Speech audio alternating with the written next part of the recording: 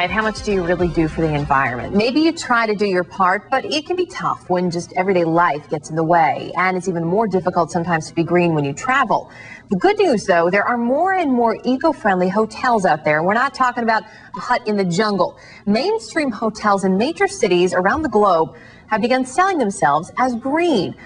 I recently caught up with Travel and Leisure's Nilu Motammed about the new earth-friendly hotel movement, including what it really means when a hotel calls itself green.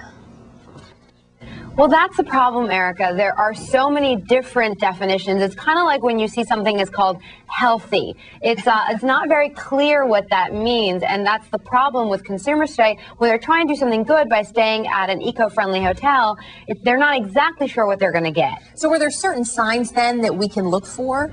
That is really important, and it's a great idea to stay someplace that is trying to be sustainable and trying to be eco-conscious, and that doesn't just have to be in the jungle. And one thing that you should look for is a program or a hotel that is credited and it's audited. So not only are they saying they're actually green, but they actually are being policed. So you make sure that what they're doing is actually true and they're not just basically faking you out.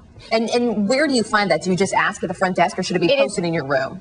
No, it's very important when you're making your reservation to kind of ask questions. It's a little bit more legwork, but it's absolutely worth it. I mean, it's our planet. We have to preserve it. It sounds corny, but it's really true. No, it makes sense. And then, of course, I'm sure we could ask questions about what they're doing to conserve energy or water. Well, that's exactly the next step, is to figure out how they're trying to be savvy about energy conservation, whether they're using sensors in the rooms that prevent the electricity from being on when you're not there, or whether, for example, they're conserving water, not just by not washing the sheets every day, by doing things with water management, using secondary water sources to water their plants outside, etc. So being a little bit more active in that process. Okay, I also know that you have a few different green hotels for us to choose from. Let's start in Boston, one of my favorite cities. Well, everybody loves Boston, and the great thing about the Lenox Hotel is that they're doing so much. It's actually what's amazing, again, about these hotels is they're not your average, they're not unusual in that they're your average city hotels. You're not in a bungalow in Belize or in Costa Rica somewhere.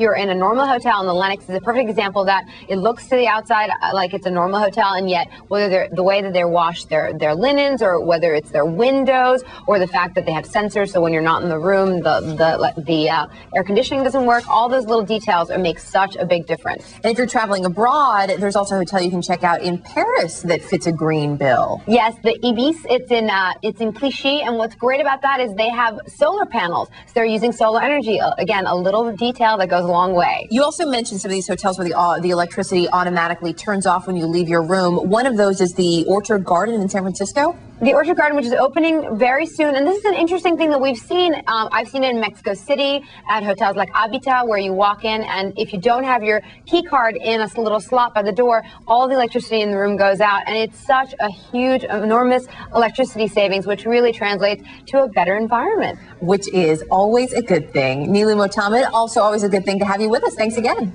Thank you, Erica. Learning your child has autism can be a devastating